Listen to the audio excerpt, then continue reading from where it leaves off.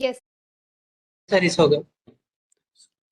Thank you, Dr. Poonam. And I would also like to thank Gujarat sir and Anita ma'am for giving me this opportunity to talk about this common topic, which is very important for all labs and especially for the coagulation labs.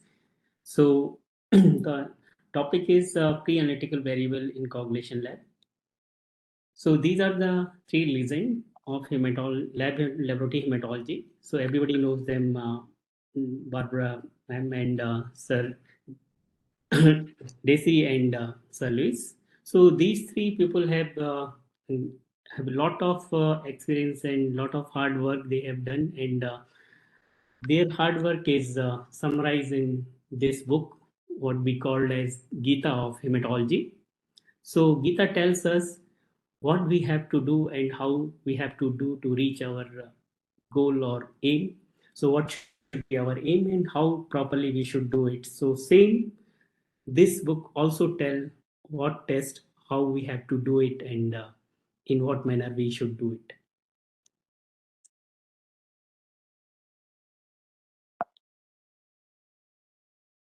So this is the first chapter of this book, and I think nobody read it. And when I passed my MD and also did my DM, and I didn't read it. So when I have a responsibility of coagulation lab, then I find out there is lot of problem. My results are not that good, and there is consistent problem regarding this. So how to resolve it? And then I come back to this chapter and read why there is so much of problems in my lab. So this is mainly for how to maintain quality in your lab. So when quality is good, it is not that visible, but when it is bad, it is impossible to ignore. So if you give thousands of correct reports to any of your clinical colleague, nobody come with the bouquet in the morning and say, thank you, you have given very good results. But if you give a single wrong report, then everybody will say your lab is not doing well. So that is what quality we have to maintain, the accuracy, precision, and it should be consistent. So why quality in the lab is important? Because it gives credibility to lab and the person who is working there. And because so many times we uh, heard that, okay, we will send our samples to that lab because that lab is very good and they're giving it a very good result. That trust of the clinicians should be in you and your lab. So how these quality of the lab we can improve, we will talk in further. But if the quality of lab is poor, then it will lead to inappropriate action. And like if you give a false report of prolonged APTT, it lead to over investigation, over treatment, or mistreatment to the patient. Or if you give a abnormal report as a normal, then there is lack of in that person will not further investigate, and maybe there is delay in treatment, and ultimately you lose your credibility and trust, and somebody can take you to the court for a wrong report also.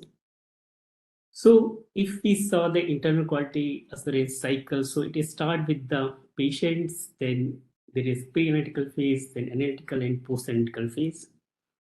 So the first question to the audience, which statement is true?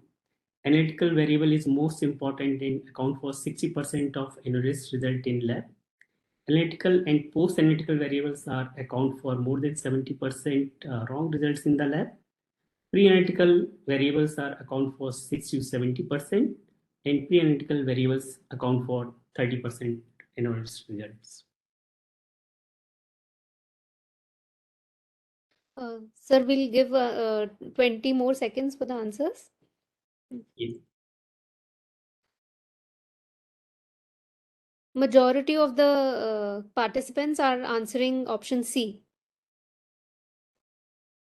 Okay, so that is absolutely correct. How can I should decline this? There is some showing that Dr. Anshu is requesting things. Yes, please decline that. Yeah, okay. Please decline that. So The answer is correct that pre-analytical variables are most common uh, things which lead to the wrong results in the lab. And as I say, it accounts for almost 60 to 70% of all results which we get it wrong results from lab. So this is a very good paper, but that the sad thing is that we make mistake, but we don't document it. Most of the time we hide it. So majority of the errors are not documented, and whatever errors are documented is just tip of icebergs. And if we analyze whatever the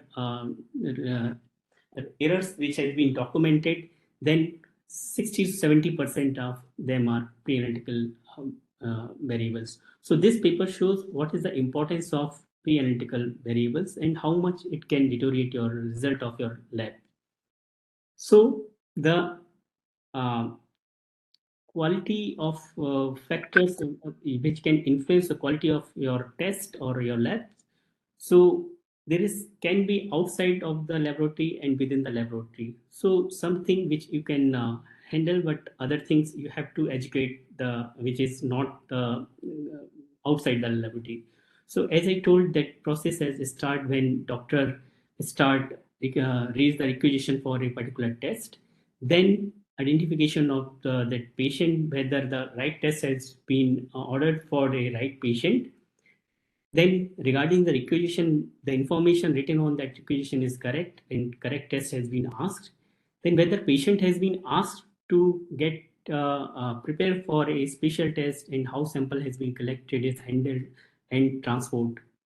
And once the sample has been received inside the lab, whether it has been properly checked for many things and it has been processed within time, and how it analyzed and the results ultimately how it has been reported or interpreted, and whether you have keeping these records for these all results properly or not. So next few minutes we are going to discuss different factors which can affect the pre-analytical variables, mainly from the patient preparation factors, what are the precautions we have to take when we ask for a specific test has to be done for a patient, how we identify what are the sites from where we have to take the bit of the samples, what are the different devices we have to know, and which are the correct to collect the samples, what are the correct techniques, in which anticoagulant, what type of sample we have to treat, and the finally after we receive the sample, how it should be mixed and transported to the lab,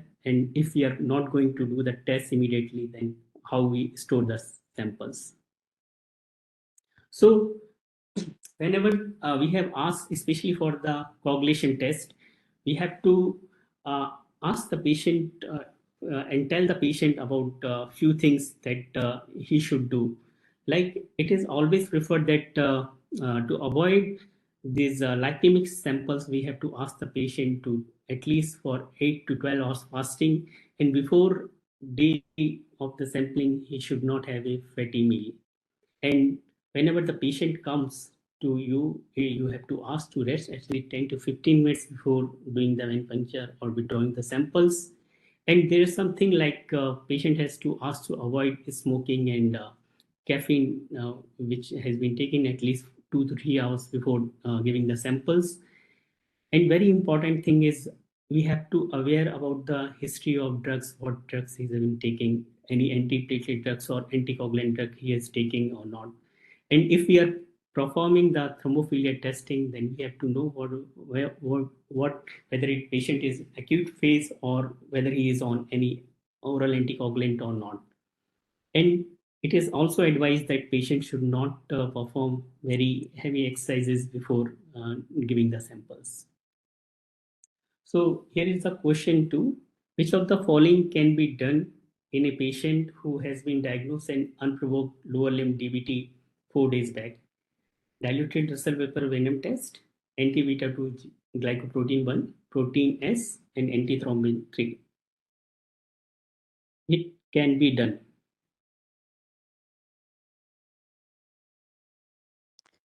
So we are still getting the responses.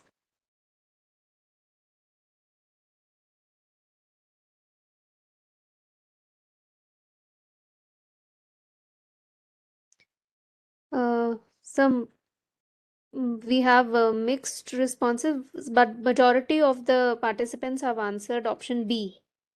B. Yes, that is the right answer because all other tests during acute thrombosis or these patient can be either falsely positive or falsely negative because these either consumed or there is some other things, multiple things are happening. So, like tests like anti-beta 2 glycoprotein, cardiolipin, and factor 5 mutation and other molecular mutation, they does not affect with the acute uh, event of thrombosis. So these are the pictures I have taken from the net, and these are the beautiful devices which were used to withdraw blood. So we are lucky now. We are not using these drug as a uh, device for collecting blood, but in past these are the devices, and it is really if we look now, it is horrifying that these device sometimes has been used in past for collecting blood. So phlebotomy is a act of withdrawing, puncturing the vein and for the purpose of withdrawing the blood. So it is a very highly variable procedure, and a very trained technician should be done it. And the person who is doing phlebotomy should be well aware of the test, or he should know what sample has been taken in which vial, and what is the importance of these pre-analytical variable if he collect the sample not properly. And it also depend on many other factors like patient condition, whether patient is outpatient or inpatient or in emergency, a very sick patient in ICUs, and what type of devices we are using to collect the blood, whether it's evacuating tube or syringe or butterfly needle, and from IV catheter or something. So the preferred site for collecting the ideal blood is from the large median cubital vein or cephalic vein, and other veins we can also use, but it is preferred that we, if it is there is no problem, then we should use these veins for better collection, because here we can get easily access of these veins. One thing we have to always remember that the blood, the samples for coagulation should not be collected from any IV cannulas. Okay, we can collect samples from central line. I will tell you further how we have to collect. And the other thing we have to important that the areas where there is some surgery scar or one scar, or there is a side of mastectomy, or there is a edematous uh, extremities, or in, the side where there is large hematoma. So we should avoid that side to collect the blood. So sometimes it is very difficult. The picture which I have shown over here, the veins are not prominent, especially in child and females. So it is difficult to find a vein. So we can use the near infrared assistant device which will visualize these veins, and we can easily pierce them and collect a non-traumatic samples. So I think everybody knows these two. One, these are the agent from matrix. So what they are doing in coagulation class. So here, these are the agent in coagulation, which is similar like this. The similarity between these two are like once you fill the blood inside the tube, and you cannot identify which one is which. This blood belongs to whom, because every blood has red color and it is impossible to identify. So whenever we have to collect the blood, it should always be pre-labeled, and we should identify the patients properly. And it has been found, if we saw whatever where we have made the majority of the mistakes at this time of point, because majority of the patient in our India, they are not they cannot read English properly, and in a busy rush OPD, and there is lot of patient, lot of rush, and one person has given form uh, to some other person, and he goes to the person to collect give the samples. So there will be mismatch. So it is responsibility of the phlebotomist, who at least he should ask the patient, what is your name? So it will develop a confidence in the you develop the confidence in the patient also, and it will verify, yes, this is the right person and I should collect blood from this. So at least two type of identification minimum should be used to label the vials, at least name and hospital registration number or date of birth, whatever it is available. And you should always label the vial first, then only collect the samples. The post collection labeling must be avoided. And whenever there is in the lab, you find if there is misidentification suspected or confirmed, that sample should not be processed. It is the absolute indication to reject the samples. And if you are using pre-coded vials or system, then it is the best system to use for the identification of the patient. So here's the third question. All are true except for use of appropriate collection device and needle. The large syringe can produce excessive negative pressure that may be lead to hemolysis. 22 to 24 gauge needle should be used to collect the sample for coagulation test. A straight needle rather than the butterfly device should be used for collection of the sample. Phlebotomy should be done with the needle directly attached to the primary vacuum tubes.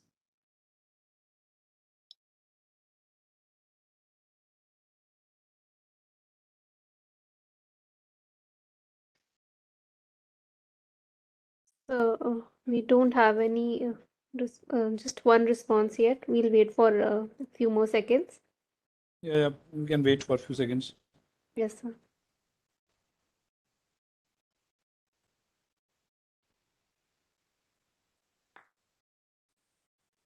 So we have to educate our technician or phlebotomist that about every time there is new device to collect the sample, so how to use it and what is the indication and how we can avoid doing it the traumatic sample collections.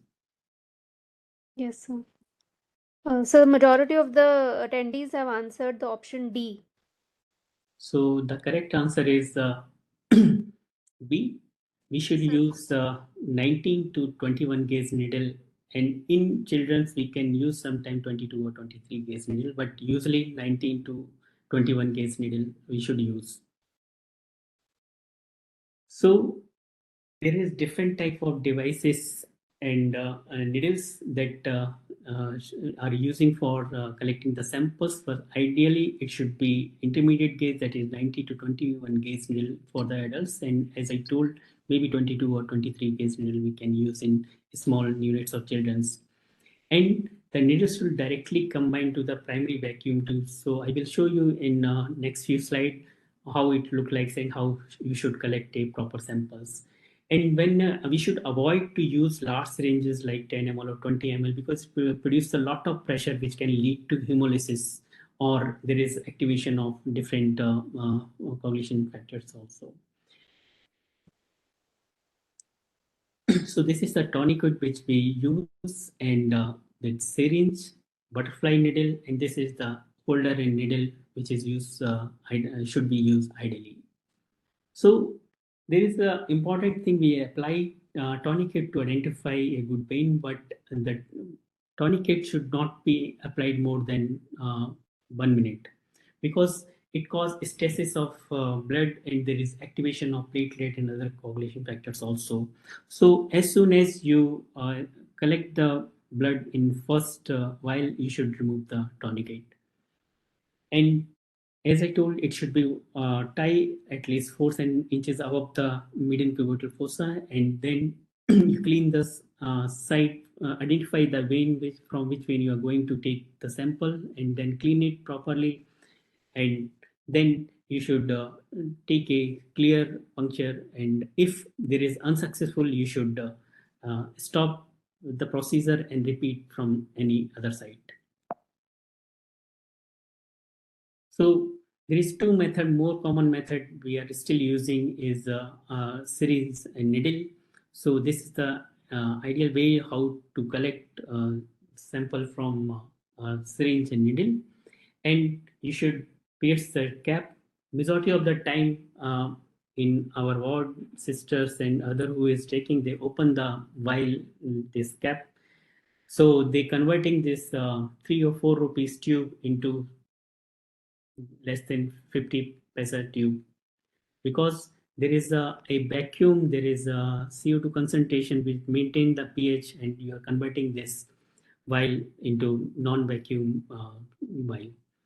And after collecting the sample, you have to mix it properly. So this is the ideal way to collect the sample with the needle and holder and evacuating vacuum tubes. So you have to fix it this needle with the holder and then take out this needle, and there is should be a clear puncture to the vein and collect the sample as much as you want, and multiple sample you can take with this technique. So ideally this technique is ideal, and we, because here the blood is directly goes and mix with the anticoagulant, so there is no chances of forming the clots, even microclots, or the sample getting hemolyzed when we transfer it through the syringe and needle into the vial. So there is lot of difference between the real life, which is showing on the left side, and the real life. The similar happened to us. I am talking about the ideal way how we collect the sample, but do you think that it's really possible to collect this type of sample in such a busy emergency and OPD where the patient is lying like this? So, but we should not compromise the quality also. But I also know if the patient is shocked, nobody is going to search the handle and holder and needle and take in that ideal way. It is difficult to get a vein, to get a sample.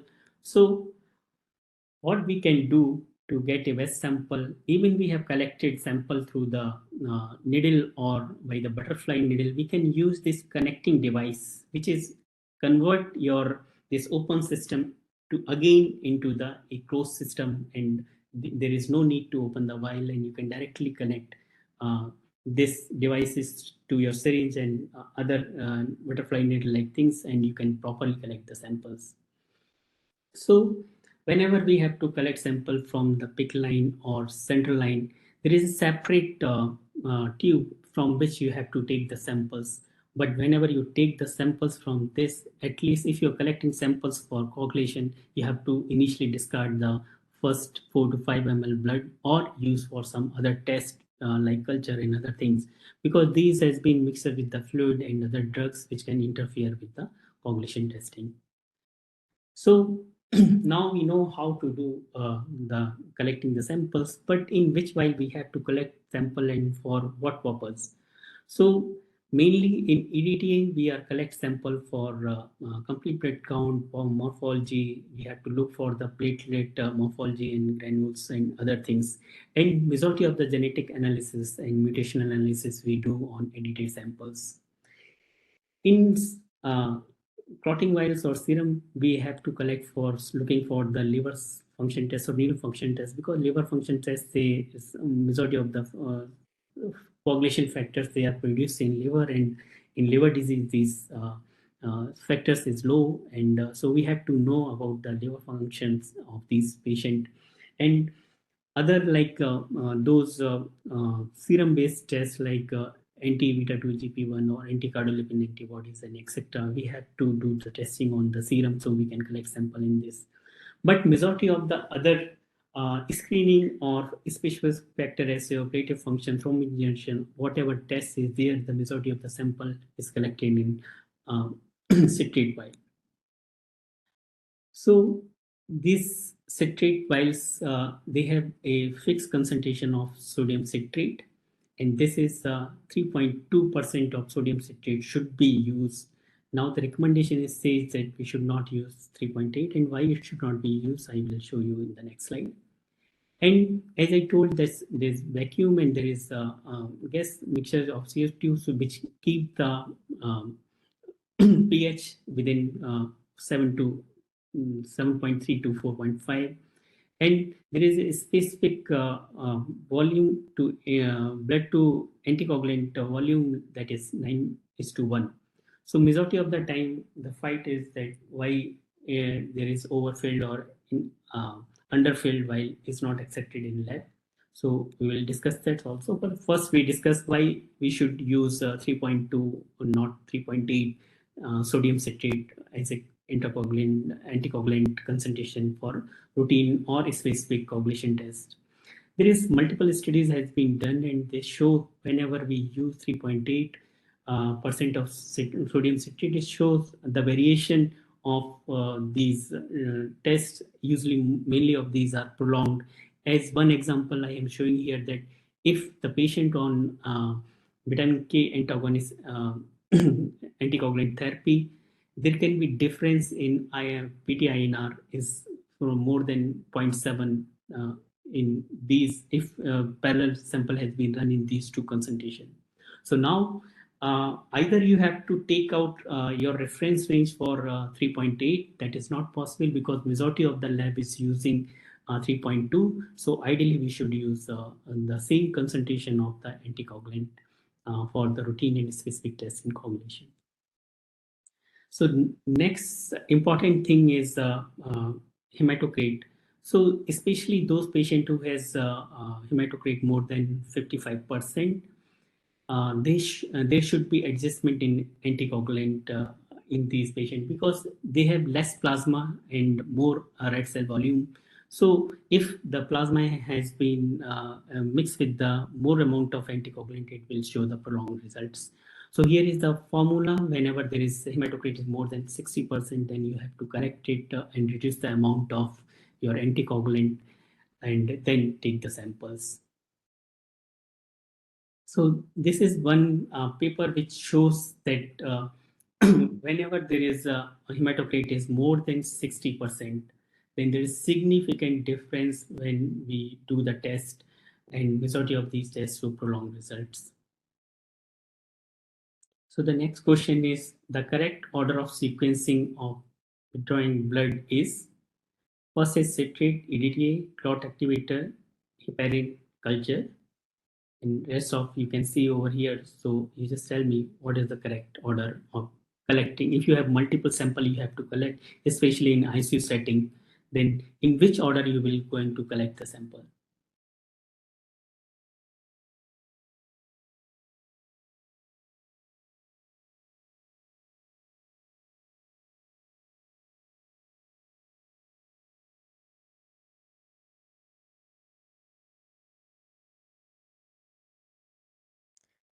Sir, we have mixed responses. Some of the participants have answered the option D, and rest have answered option C. So correct answer is D. So when we have to collect multiple samples, we should be loving, respectful, gracious, light-hearted, and gentle. So if we have to collect sample, we have to take the first culture vial, then sodium citrate for coagulation, then serum vials, heparin, EDTA, and at the last we can use for fluoride vials for glucose and other things. So because if we use suppose this EDTA we use for before the citrate vial, there is a EDTA salt which will attach to the needle of that needle. Then next time when you pierce this sample into the citrate vial, this EDTA also goes into this citrate and it will cause erroneous result for the coagulation test. So that's why we have to follow this order. If you so there is a lot of discussion over if we don't have culture vials or some other things, and so shall we discard the first tube before collecting sample for coagulation. So there is multiple studies which say there is no need to discard the sample for routine coagulation in the majority of the assay. But whenever there is a difficult sample, we know that is small vein and we have difficulty in collecting the samples, or we have used butterfly system or from the IV catheter devices, or if we are using this sample for predictive function analysis or thrombin generation time, then definitely we have to discard the first tube and collect the sample and doing the testing from the tube which collecting after that. So I'm going to show you few of the pictures, what is the correct appropriating fill. So every vial has a marks over here. So this is the mark. So this is the adequately filled vial. this is underfilled and this is overfilled. So one of the most common cause to reject the sample in majority of the lab, that either it is underfilled or overfilled. So why this fight always, why you should not overfilled or underfilled? Because if we suppose that all we know that sodium citrate, it chelate the calcium ions in a regular manner. So suppose this uh, tube, this ratio 9 is to 1, it uh, just chelate 100 ions of calcium from to make the anticoagulant property of this blood, and the same amount of the calcium chloride we are going to add in every test when we are want to start the coagulation process. So if it is under or over, then it will either prolong or shorten your results. So that's why we have to either adequately try to fill. So is it absolute indication for the rejection of the sample? No. So up to 10% you can accept if either it is overfilled or underfilled. So that is the limit where you can accept the samples for these either overfilled or underfilled.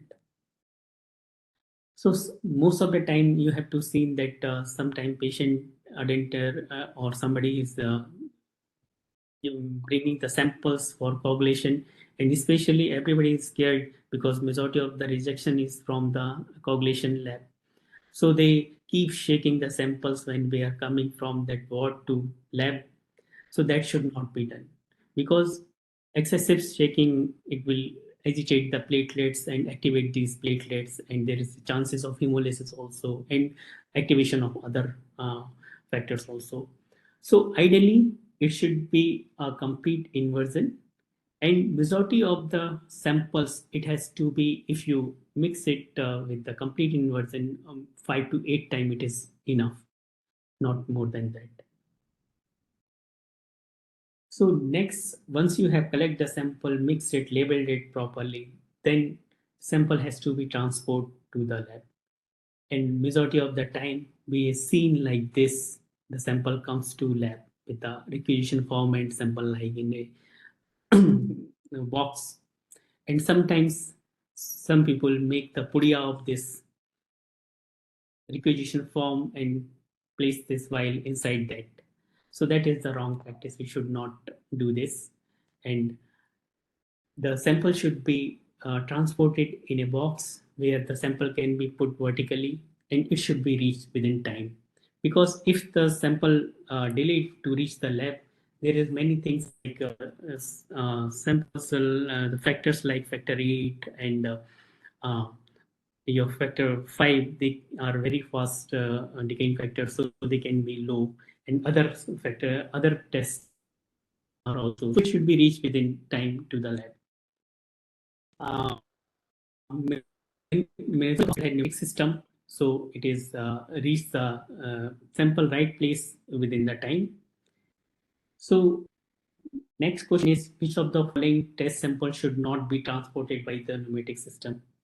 Heparin sample for heparin monitoring, fibrinogen assay, factor assays, platelet function test.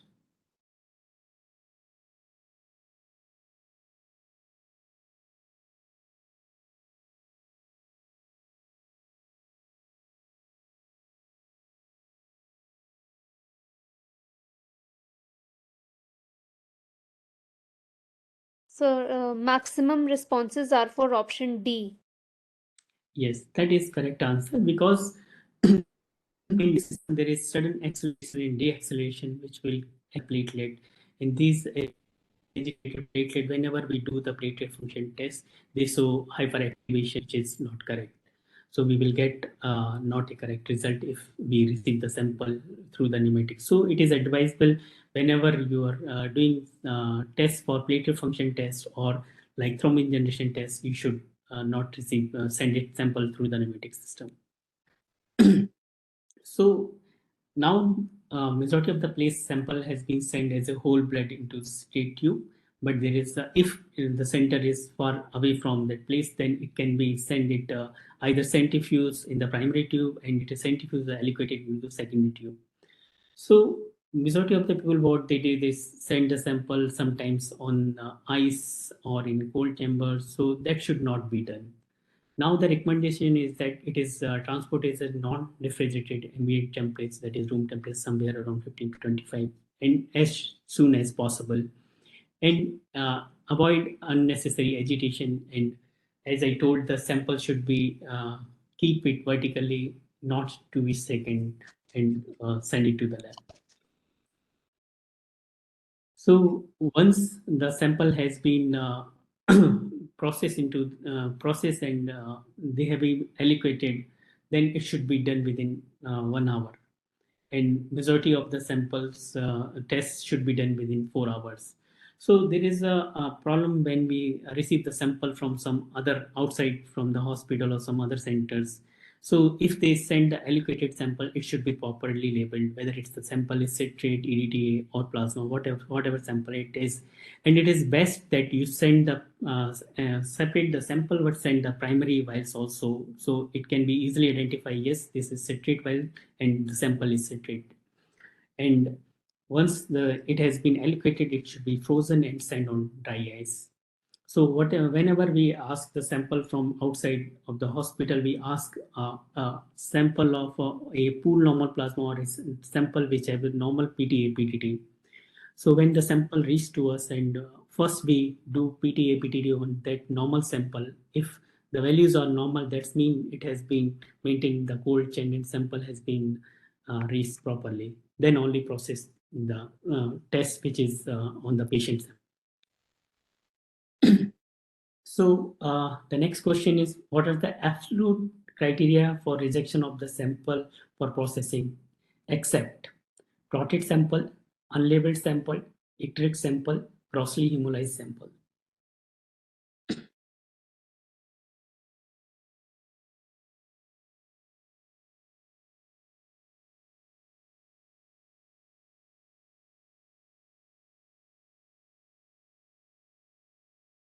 Sir, maximum response is for option C.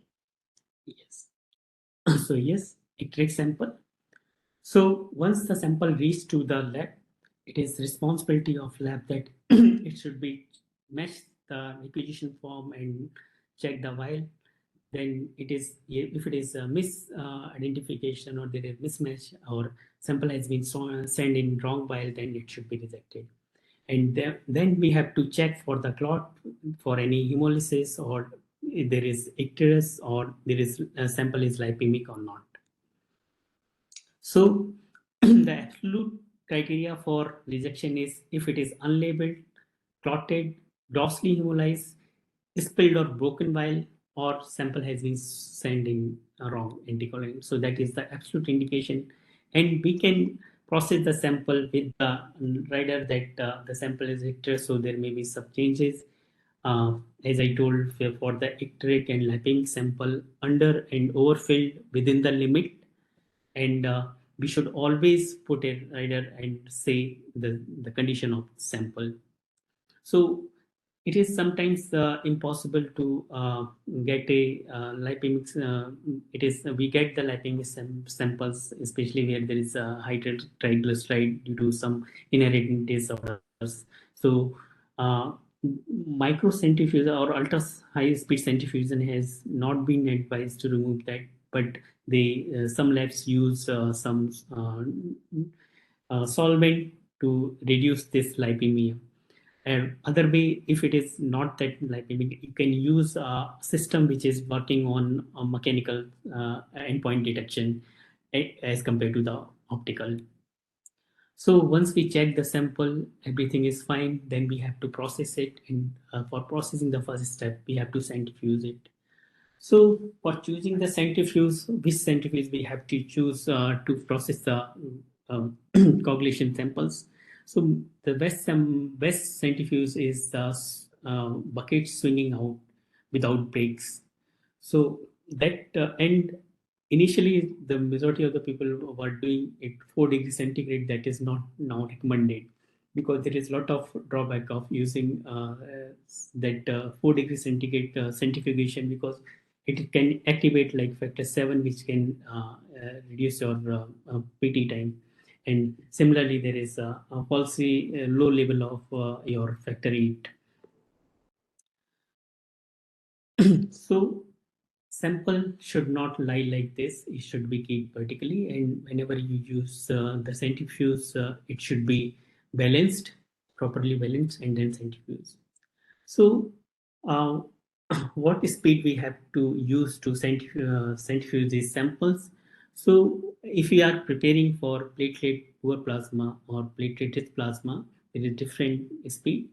So majority of the tests are doing on platelet poor plasma, so that we can do speed of 1500 G. So always use the relative centrifugal force in terms of G as compared to RPM, because RPM will change, will not give you the same G as it changes with the length of your radius of your centrifuge. So that is one important thing we have to keep in mind. And for preparing platelet poor plasma, usually 1500 G for 15 minutes at ambient temperature should be used. And this processing should be done within uh, first, as soon as possible, within first hour, at the max the 4 hour. And whenever we have to make platelet poor plasma, the platelet count should be less than 10,000. And when we use this outswing bucket, it will help to separate these cellular part from the plasma, and also avoid the remixing of these cellular part into the plasma when we stop this.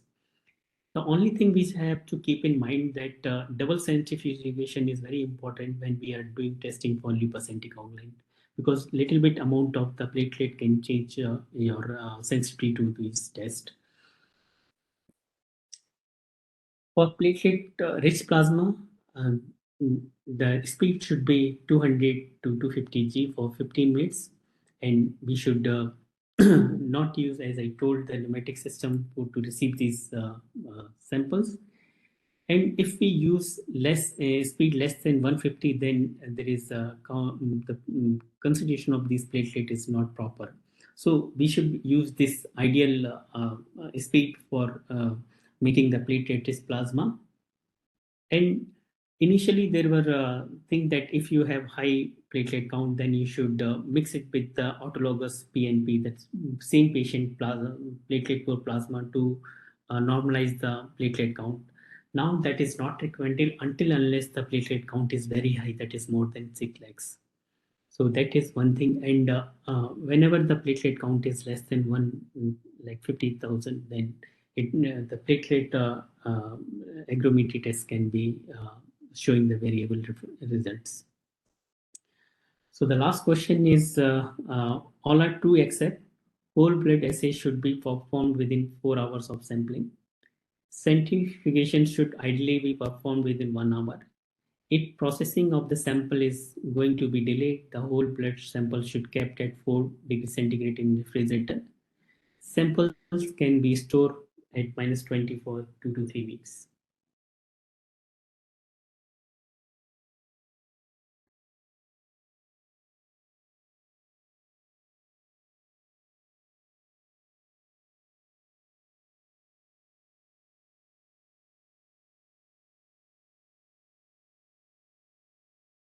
So we have mixed responses for option C and option D.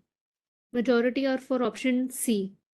Yes, that is the correct answer. As I told, now there is no recommendation that you should keep the sample at 4 degrees centigrade. As you told, it activate your platelets, your factor 7, so it will give the analysis result. So it is not recommended.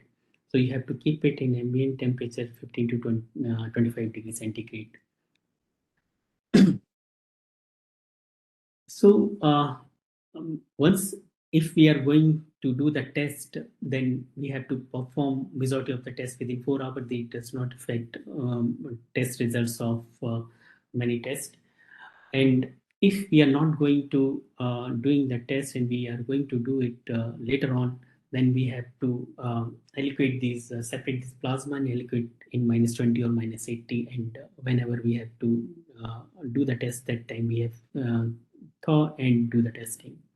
The important thing, if we are going to do test within time, then the cap should be remain closed, and because it will maintain the pH, and it should not open and then you keep it, and it should not be keep in freeze or at very high temperature.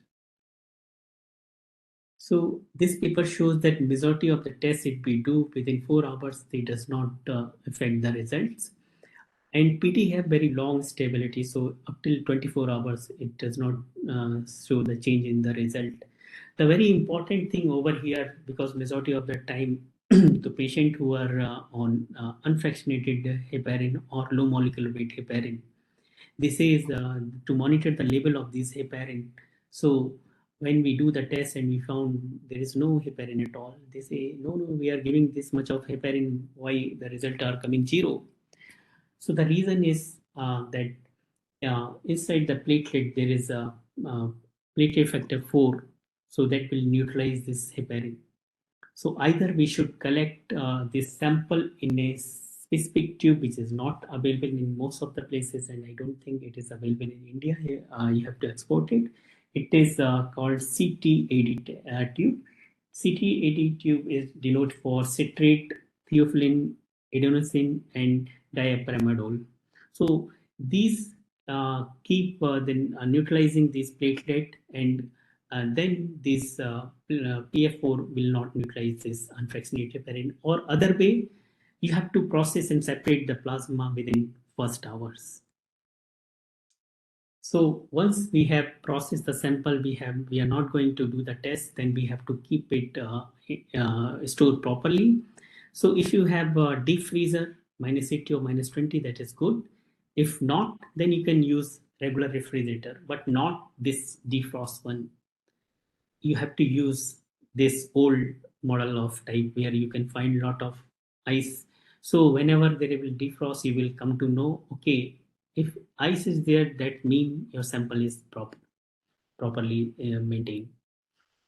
So whenever we have to do the test on frozen sample, we have to thaw the sample, not on the room temperature. We have to keep it for 5 minutes in 37 degrees centigrade. Mix it properly to remove any dry precipitate. And once the sample has been thawed, test has been done, it should not be refreezed.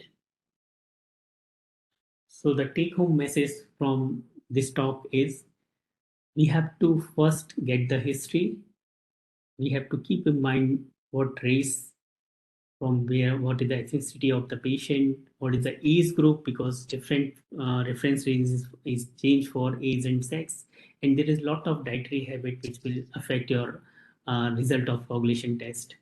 The majority of the mistakes has been done at the time of identification and labeling of the vials and identification of patients. So you have to take a proper precaution to you should identify the right patient for the right vial, and you have to do a non-traumatic sample, ideally with the needle holder and vacuum tubes. And if multiple sample has to be collected, it should be collected in a specific order. If you know that there is a high hematocrit, then you should adjust the volume of your anticoagulant. It should be reached to the lab within time, and once it is relieved, you have to recheck about the mismatch or any other discrepancy in the sample and requisition, and then look for the clot, icterate, hemolytic sample, and then process the sample as it is recommended. If you're going to not going to do the test at the time within time, then you have to properly store it. So I will recommend that at least these two paper everybody should read. What are the different pre-analytical issue and how we can solve it? And these are the very good papers everybody should must read. So here is my team, the pillar of my lab, my technical staff, Mr. Viswas, Meena, and Aslam, my clinical and lab colleagues, and this is my lab, Dr. Rahman, Dr. Manish, and Dr. Ruchi. She helped me a lot in coagulation lab. And there is a lot of support from everyone to do a good coagulation work. So this is all from my side, and now I would like to invite Dr.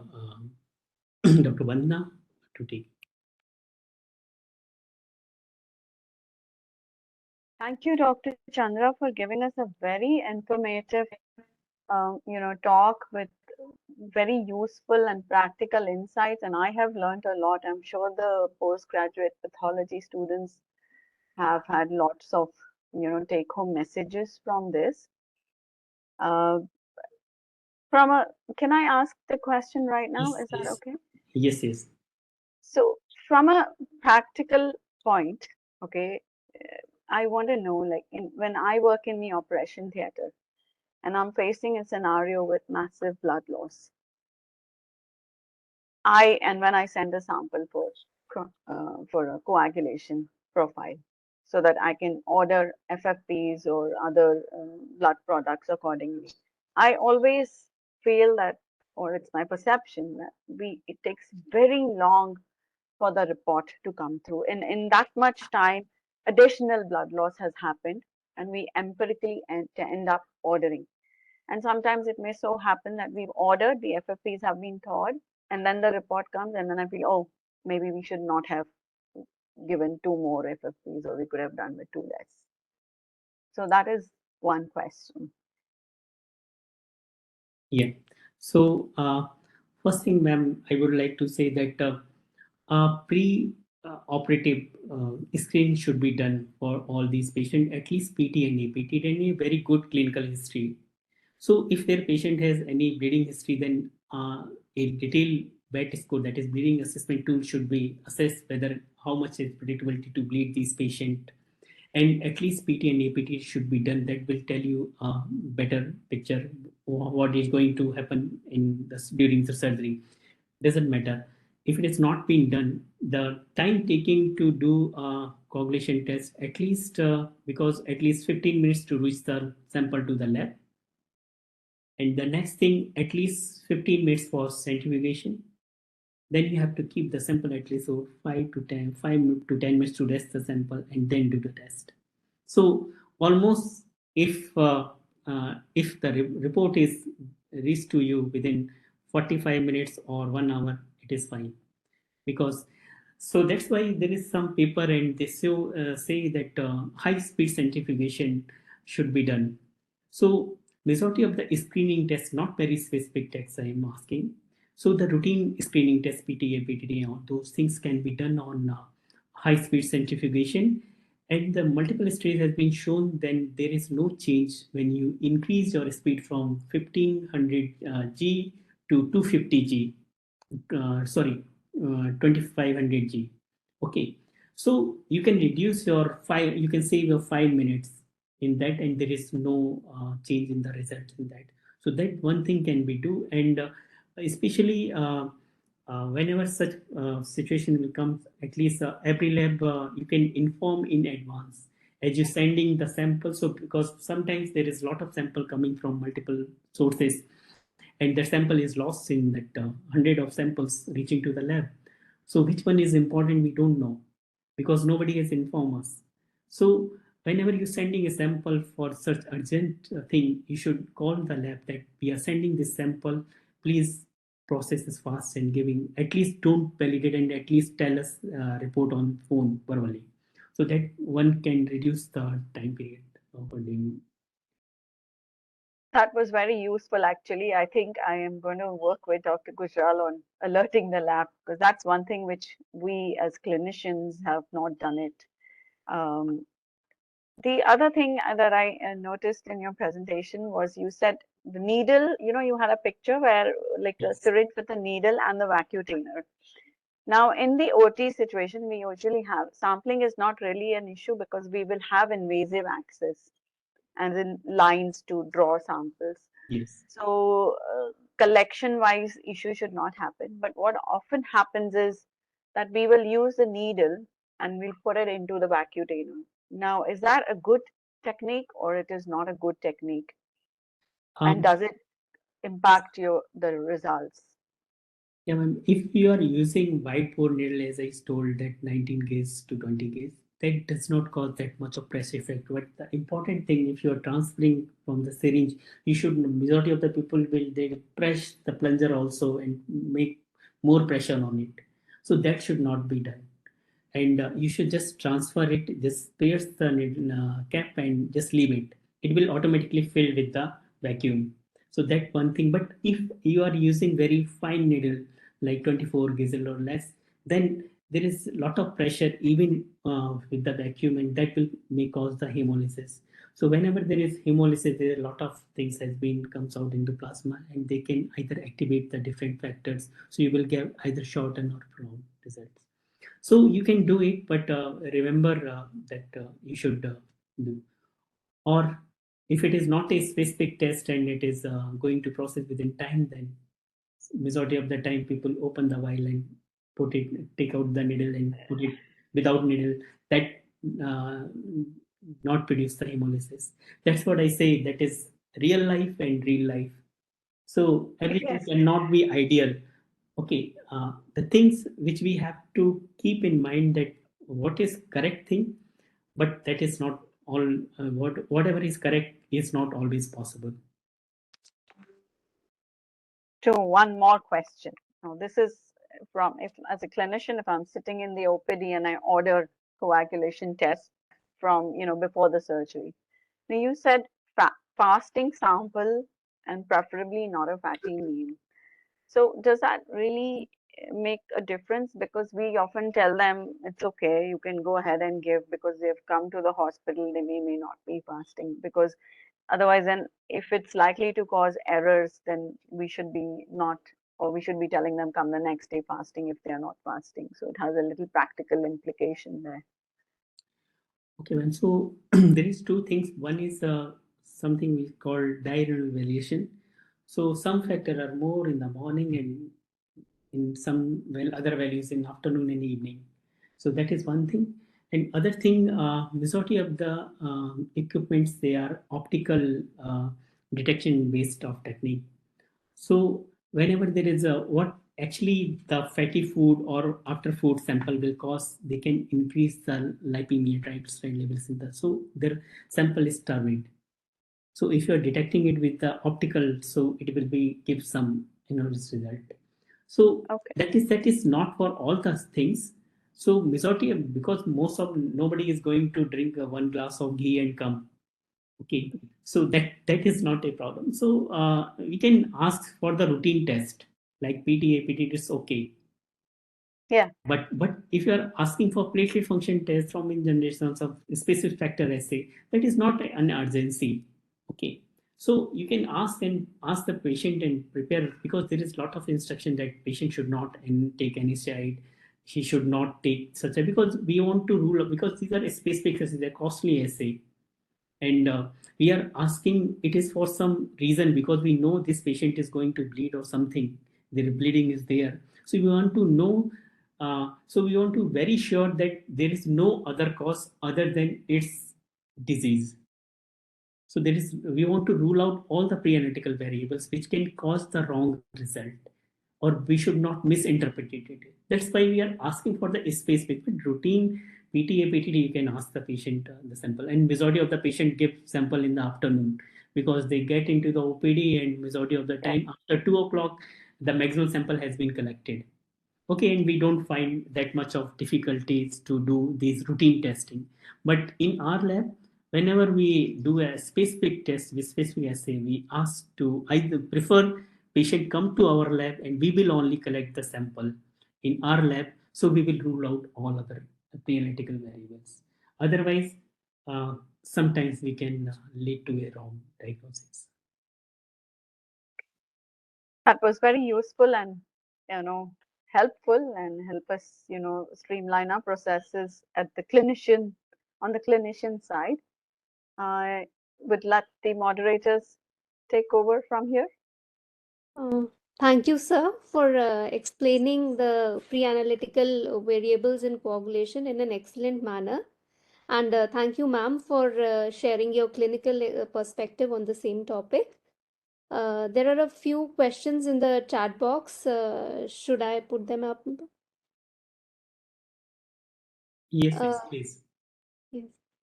Sir, what is your opinion on performing HIT ELISA assay for anti-PF4 antibody on a post-mortem sample? This was a request from our forensic colleagues for a deceased with sudden death suspected due to VITT. Honestly speaking, I don't know. I have to read, and you can write. There is my email. You can write it to me, and I will answer to you after reading it, because I don't know how to do the testing in post um, HIT. postmortem samples. I don't have any experience on that. Sure, sir. Sir, we have another question. In a patient with prolonged APTT, but was recently transfused with FFP, is there a particular duration that we need to wait so that the factor assays measured would not be affected by the recent FFP transfusion? Yes, so depend upon what factor you are measuring. Like if I am going to measure factor 7, so half life of factor 7 is 6 to 8 hours. So it will clear within next 2 days, 1 or 2 days. Okay. But if you are going to measure factor 13, it has half life of 8 to 10 days. So you have to wait according to that, what actually you are going to measure it. So on depending upon the half life, we have to wait. But in emergency, you can do the testing and tell this the thing. Yes, may be deficient in this factor, but the it may not be the correct uh, percentage. So we cannot exact diagnose the severity of that particular disease like hemophilia, whether it is diagnosed as severe when it is less than 1 to 5. So it will be changed with the transfusion with FFP. Yes. We have to correlate the testing with the half life of that particular factor, which factor we are going to measure. So according to that, we have to calculate till what time this factor will clear from the uh, blood. Sure, sir. So, Dr. NB has asked how to deal with lipemic samples.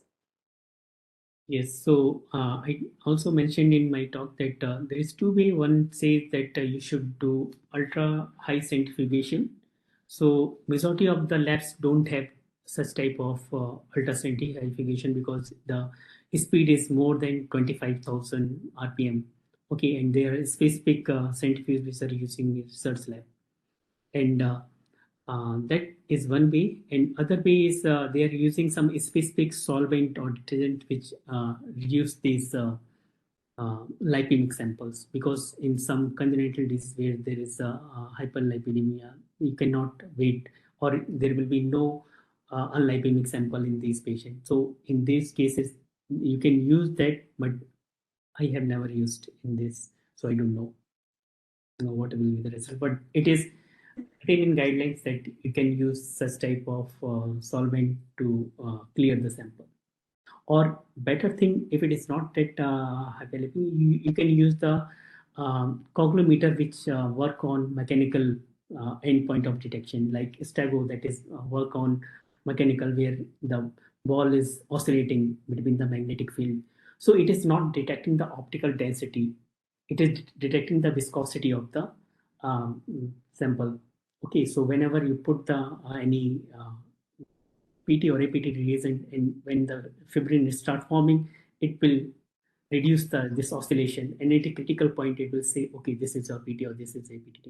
So this is nothing lena dena with the optical density. What is the better risk, lipemic or ecteric? Okay, so in those cases you can use this type of instrument to detect the correct thing. But maybe very high lipemic may affect these samples. But if it is little bit lipemic, this type of instrument will can be detected appropriately.